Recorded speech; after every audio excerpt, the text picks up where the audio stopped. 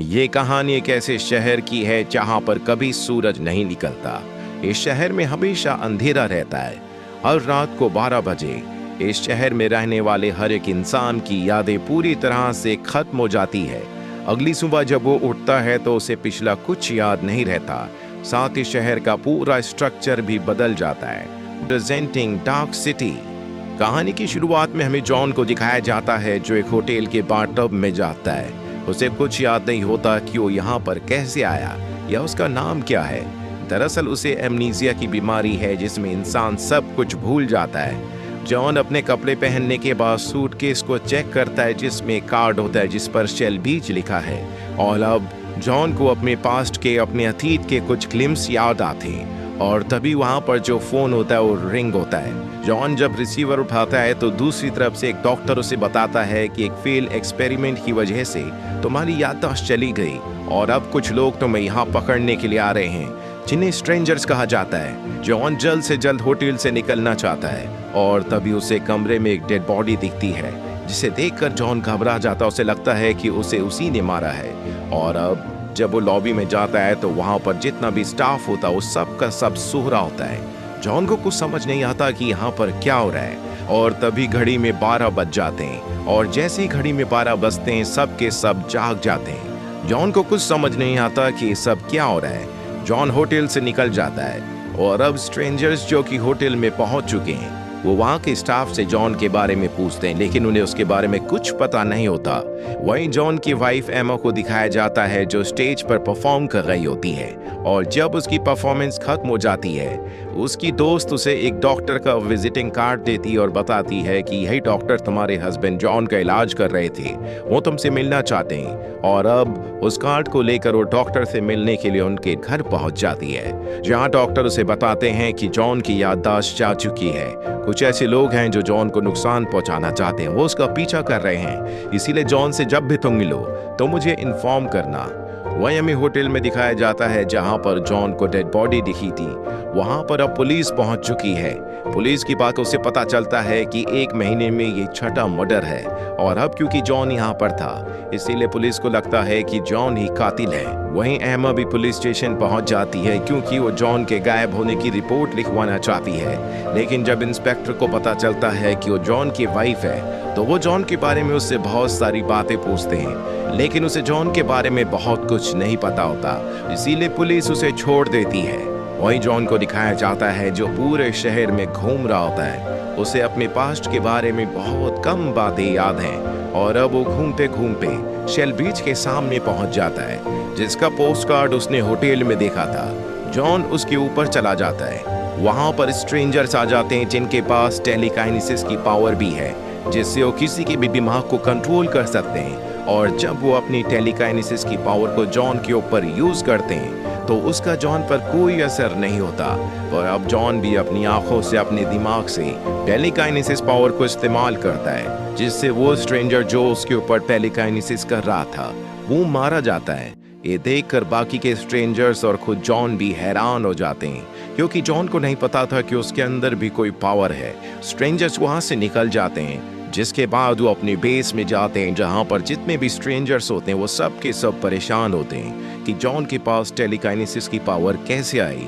और जल्दी ने समझ में आ जाता है कि जब ये जॉन के ऊपर एक्सपेरिमेंट कर रहे थे और वो एक्सपेरिमेंट फेल हो गया था तो इनकी जो टेलीकाइनेसिस की पावर है वो जॉन के अंदर भी ट्रांसफर हो गई, यानी कि अब वो अपने दिमाग से किसी को भी कंट्रोल कर सकता है। वहीं जॉन जिसे बार बार अपने पास्ट के फ्लैशबैक आ रहे होते हैं वो उन फ्लैशबैक्स में अपने घर को देखता है और अपने घर पहुंच जाता है जहां पर एमा उसे देखकर हैरान हो जाती है क्योंकि वो पिछले 15 दिनों से गायब था।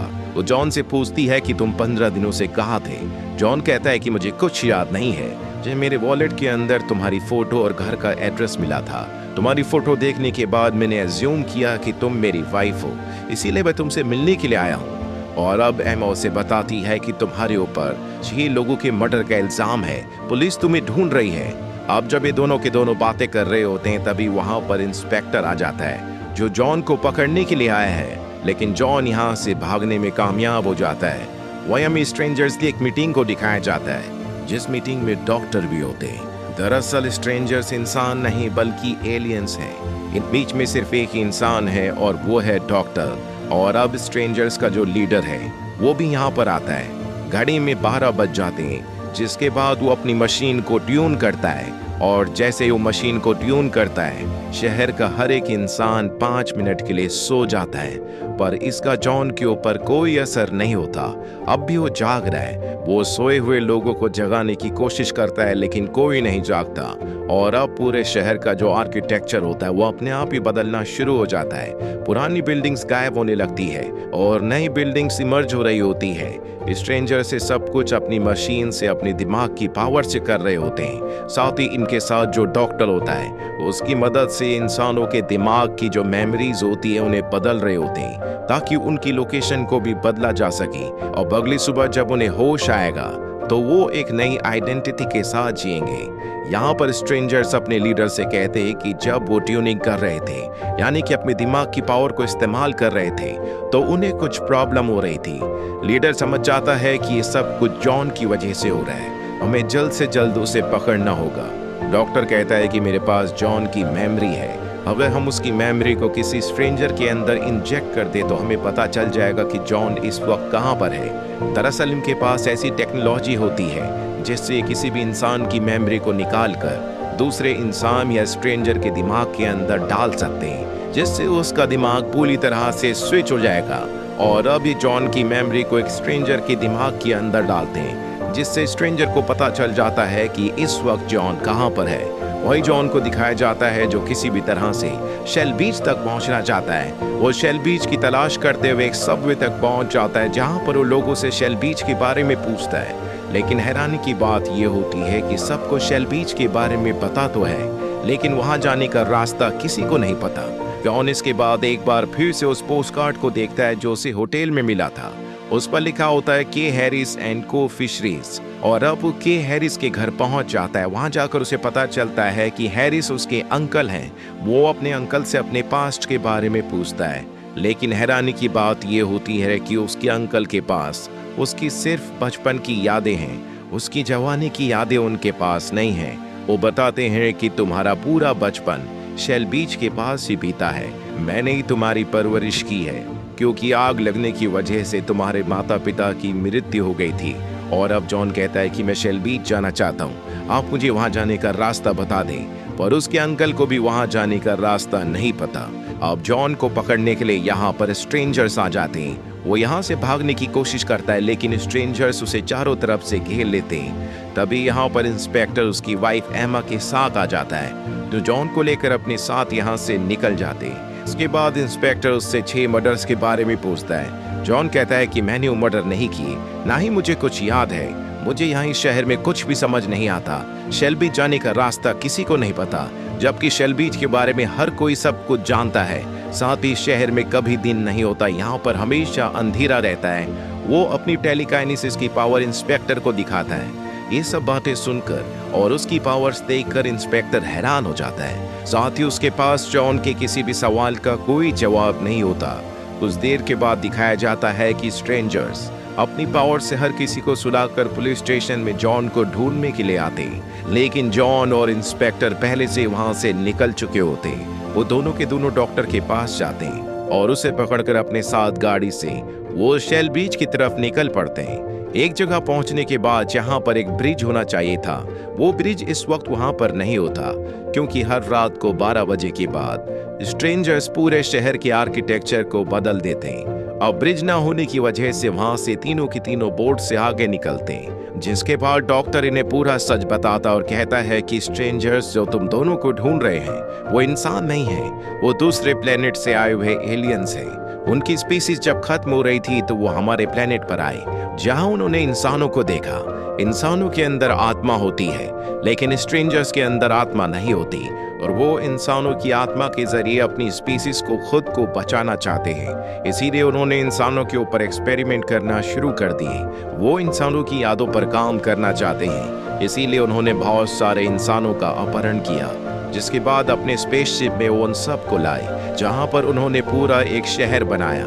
वो शहर को हर रात को पूरी तरह से बदल देते हैं, साथ ही इंसानों की मेमोरीज को बार बार रीसेट करते हैं। कई बार एक इंसान की मेमोरी को दूसरे इंसान के ब्रेन में डाल देते हैं, ताकि उन्हें पता लग सके कि इससे इंसान के दिमाग पर, उसकी जिंदगी पर क्या असर पड़ता है। जॉन के साथ भी इसी तरह से बार बार एक्सपेरिमेंट्स किए गए, लेकिन बार बार एक्सपेरिमेंट होने की वजह से उस पर इन एक्सपेरिमेंट्स ने काम करना बंद कर दिया।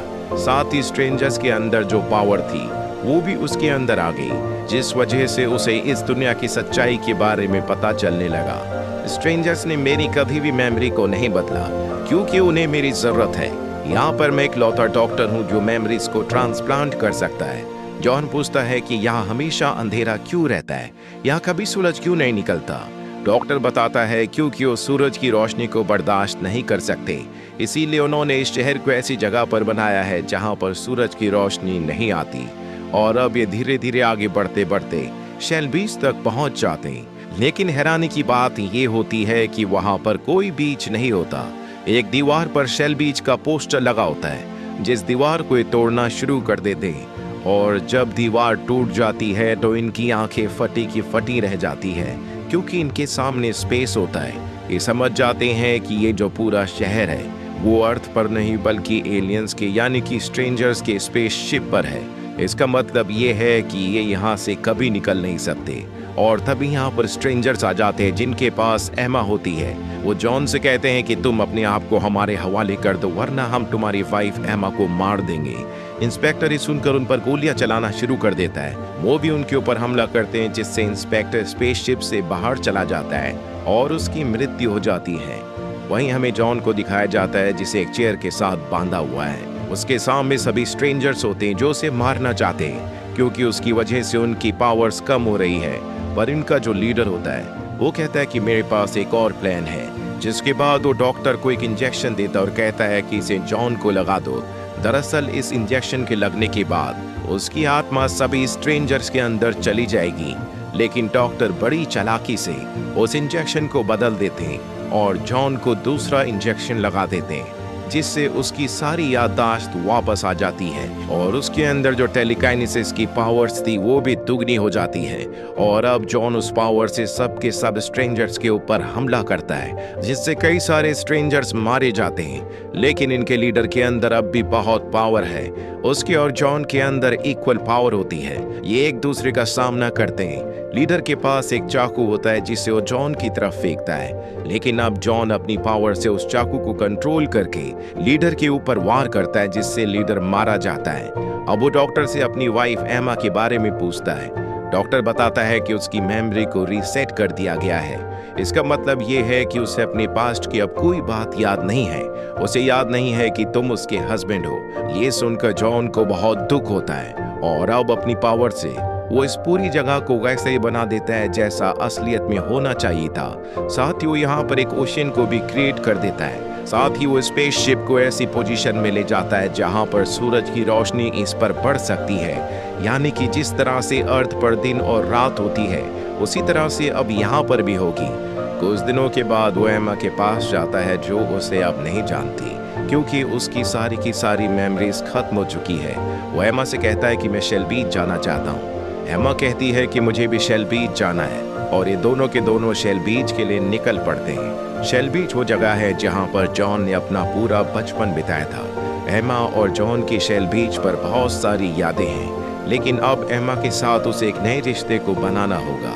साथ ही इस पूरी जगह को अब जॉन खुद कंट्रोल करता है, क्योंकि वो यहाँ का सबसे पावरफुल इंसान है। यहाँ पर रहने वाले लोगों को नहीं पता कि ये स्पेसशिप के अंदर है, क्योंकि स्ट्रेंजर्स इन सब का अपहरण करके अर्थ से इन सब को यहाँ पर लेकर आए हैं, और इन सब को अब भी यही लगता है कि ये अर्थ है। इसी के साथ ही फिल्म ये कहानी यहीं पर खत्म हो जाती है। उम्मीद करते हैं कि ये कहानी आपको पसंद आई होगी।